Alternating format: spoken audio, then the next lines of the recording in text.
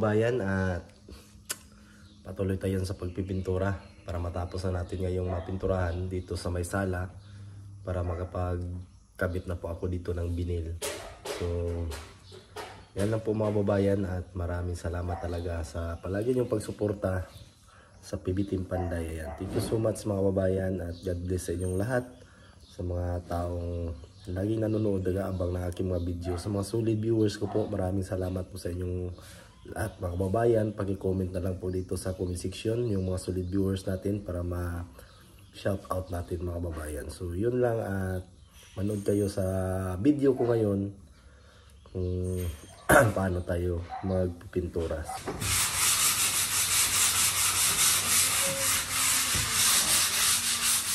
Dong! Ayun! Talaga kung tuno na hagdanan doon.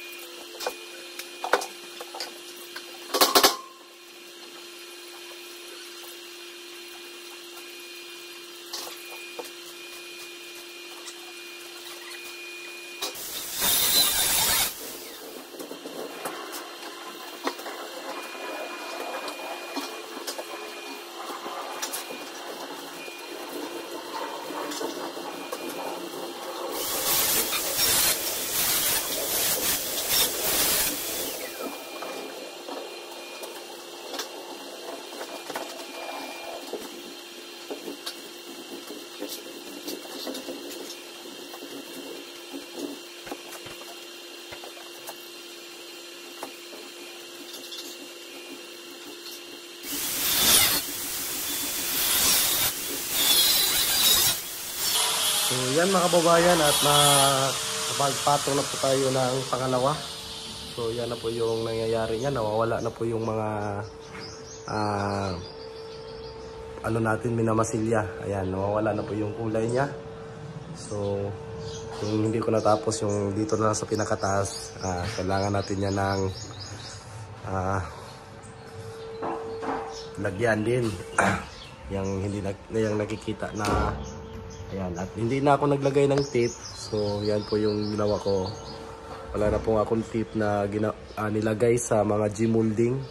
Dandahan lang po yung gamit natin ng brush para hindi matamaan yung G-clip, para hindi mahirap linisan. So susunod natin pag matuyo na po ito mga babayan, susundan na natin to ng kulay. Madali lang pong matuyo po, at pwede na tayong makapag final coat.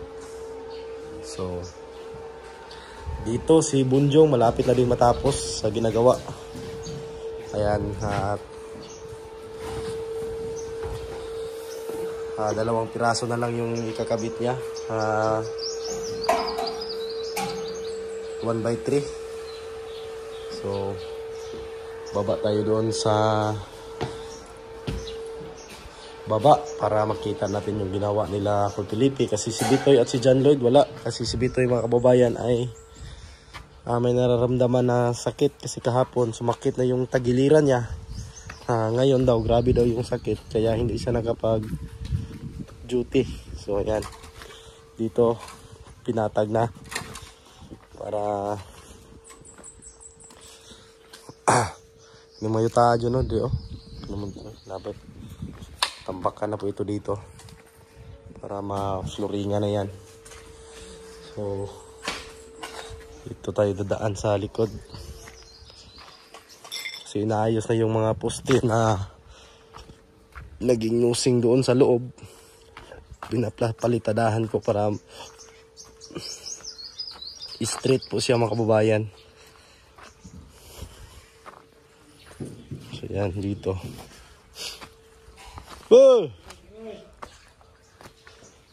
Yan. Plastering. Plus. Ay, sakit yung kilid ni Bitoy. Okay, ito?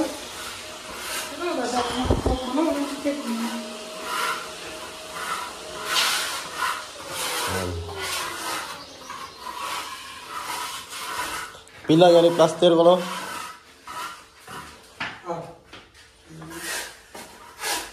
So mga bakal na puto na. At ito ayusin itong mga poste na to, pati yun.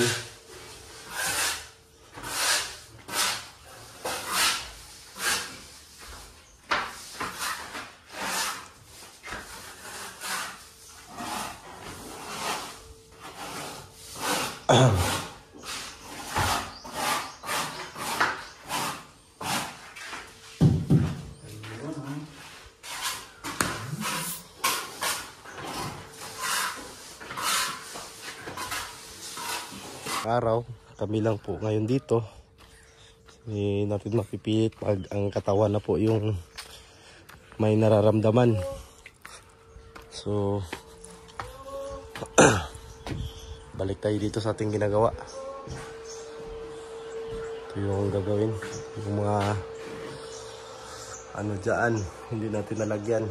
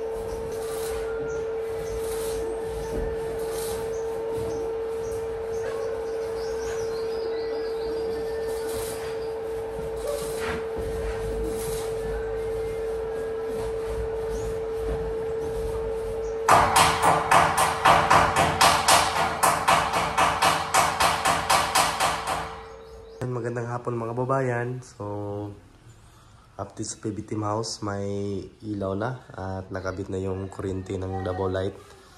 So, try natin pa ilawin yung mga ilaw dito sa kwarto. Ayan na po siya. Ayan. May ilaw na po mga kababayan. Kanina pa yan na kabit ng double light yung kuryente. So may sariling kuryente na po yung PB Team House. At dito tapos na po ako dito nagpintura. Ayan, tapos na po. Ang gagawin ko bukas is yung pagkakabit ng binil dito sa sahig. So at masama yung pakiramdam natin. May tayo. Ubo at saka sipon. Ayan. Patuloy pa din tayo mga kababayan sa paggawa. Habang makaya pa. So, yun. At ito, ayan, nalinisan na din. Para mapinturahan. So yung kisame sa baba hindi na patuloy kasi hindi nakapag-duty si Bitoy. Kasi may nararamdaman po siyang sakit sa kanyang katawan. So, yan lang po mga babayan. Yung update natin ngayong araw. So yun lang po mga babayan na update natin sa ginagawa nating bahay dito sa PB Team House. Ayan. So, tapos natin napinturahan at dito hindi pa nagawa-gawa ng hindi naka-duty si Bitoy ngayong araw. So, yan lang po mga God bless po sa inyong lahat at amping mutanan.